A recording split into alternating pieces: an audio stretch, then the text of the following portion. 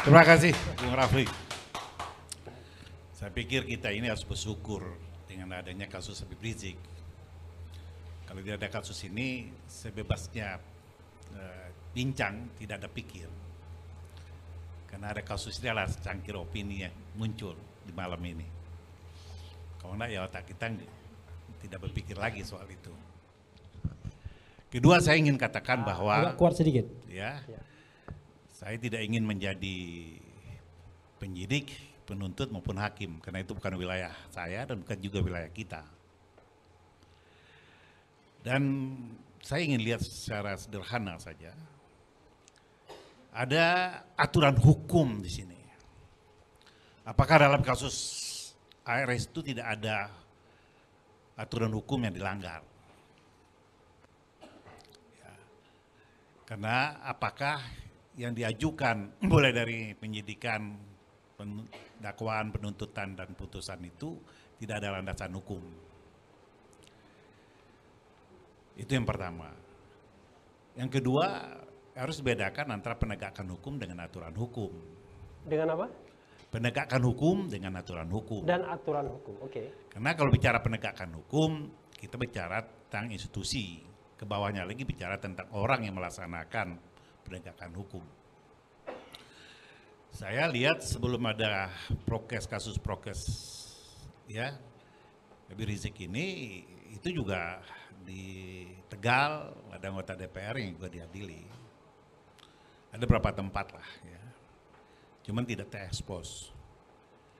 Tidak seseksi kasus ini. Ya. Lalu mari kita lihat dasar penegakan hukum itu ada tidak perbuatan hukum. Coba kita urai kembali, mulai dari kedatangan itu sudah ada kumpulan massa ya. Lalu seharusnya mengasih jauh lebih. Oke, lebih baik itu. Lalu seharusnya menurut saya ketika habis dari bandara itu stopnya harus berhenti di sana sebenarnya. Tetapi dari sana, tidak semua kerumunan itu menjadi suatu perbuatan hukum. Ada juga yang mungkin ditoleransi oleh penegak hukum. Kasus kerumunan di Tebet, di rumah almarhum Habib Ali, itu tidak jadi kasus hukum. Tetapi mulai dari sana kan ada perbuatan hukum yang mengundang untuk datang, katakanlah menurut putusan hakim itu adalah bukan perbuatan menghasut, tapi mengajak orang untuk berkerumun.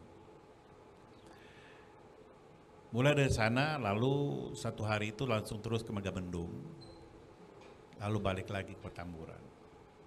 Saya pikir apakah itu ada perbuatan hukum yang dipayungi oleh aturan hukum? Harus kita lihat yang jernih. Kedua, aturan perbuatan hukum itu menjadi domainnya atas perdebatan hukum tentang pikiran-pikiran, asumsi-asumsi telah terjadinya pelanggaran hukum. Kayak ini masuk kepada ranah institusi penegak hukum, maka perdebatannya ada di sana. Di sana ada institusi penegak hukum namanya penyidik. Penyidik itu bukan sesuatu yang final. Atau istilah Rocky finish. Karena penyidikan itu diuji oleh kejaksaan. Dalam Integrated Criminal Justice System, penyidik tanda kutip itu tidak lebih dari anak buahnya kejaksaan atau penuntut. Makanya berkasnya diuji sama kejaksaan. Kalau belum memenuhi unsur hukumnya, maka dia dikembalikan. Harus dipenuhi, terus begitu. Sampai kejaksaan melihat bahwa ini telah terpenuhi aturan hukum terhadap pelanggaran hukum itu sendiri. Naiklah dia kepada kejaksaan, kan di situ selesai penyidikan. Kalau itu menjadi ranahnya penuntut, Maka berdasarkan itulah dia buat dakwaan. Apakah itu selesai? Enggak. Dan itu diuji. Pengadilan tempat menguji perdebatan hukum itu sendiri. Semua pihak, baik dari penuntut maupun dari pihak terdakwa maupun pengacaranya, punya kewenangan yang sama untuk mengujinya. Punya momen yang sama. Kalau penuntut umum mengajukan bukti-bukti dan saksi-saksi serta ahli, pihak terdakwa juga punya hak untuk mengajukan bukti-bukti, saksi-saksi, dan ahli juga, termasuk Bung Rafli sebagai ahli. Di situ hakim menilainya. Pada kasus Petamburan dan Megamendung, hakim mengatakan bahwa telah terjadi perbuatan melanggar hukum yang ancaman hukumannya adalah 1 tahun maksimal jika dipakai undang-undang tentang kesehatan itu pasal 94. Pasal 93. 93. Ya. Dan dia dihukumlah 8 bulan, berarti di bawah ya ancaman maksimal. Hakim juga melihat bahwa 160 tidak ada perbuatan hukum di situ. Yang diasumsikan oleh penuntut dalam tuntutannya, dakwaan dan tuntutannya bahwa telah ada perbuatan hukum yang menghasut orang, hakim melihat tidak ada perbuatan yang menghasut. Maka dia dibebaskan dari tuntutan penuntut umum tentang perbuatan menghasut. Sehingga dia dikenakan ya pasal 93 itu undang-undang kesehatan. Apakah itu bertentangan dengan hukum? Tidak. Apakah ada atur hukumannya? Ada. Apakah ada perbuatan hukum? Ada. Perdebatan hukum selesai ketika hakim memutuskan bersalah atau tidak seorang. Di Megamendung ada kerumunan, ada perbuatan, ada aturan hukum dilanggar, ada. Tapi putusannya adalah cuma denda 20 juta.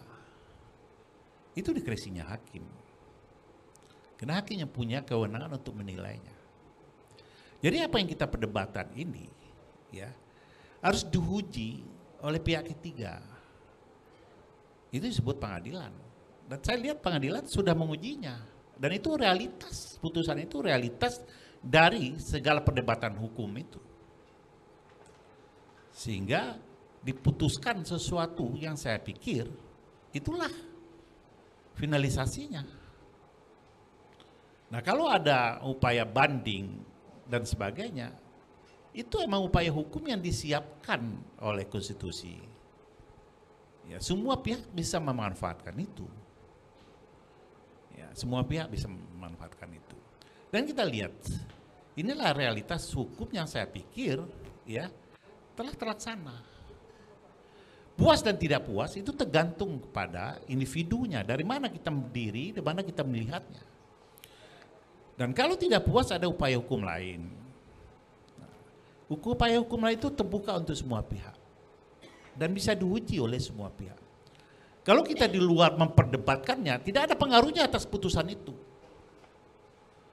Kalau di luar kita berteriak tentang putusan hukum dan sebagainya, kalau itu tidak masuk ke meja majelis hakim, apakah itu dalam bentuk kesaksian, saya juga maaf, ini ibu-ibu bapak-bapak waktu diadili kok nggak muncul jadi saksinya Habib Rizik. Kita mendebatkan di luar, tapi tidak pernah masuk ke dalam wilayah yang legal untuk perdebatan itu dan mempengaruhi ya argumentasi hukum yang telah terbangun sebelumnya. Ini sebenarnya yang terjadi. Ya. Kalau kita hanya berdebat di luar ya ayam sayur lah ya. Kalau kita punya kemampuan untuk memperdebatkan itu sehingga dia bisa tertuang dalam sebuah keputusan hukum masuk di dalamnya. Sehingga dia memberikan kontribusi real. Tapi karena ini cuma secangkir opini, ya saya cukupkan di sini dulu deh. Terima kasih. Assalamualaikum warahmatullahi wabarakatuh.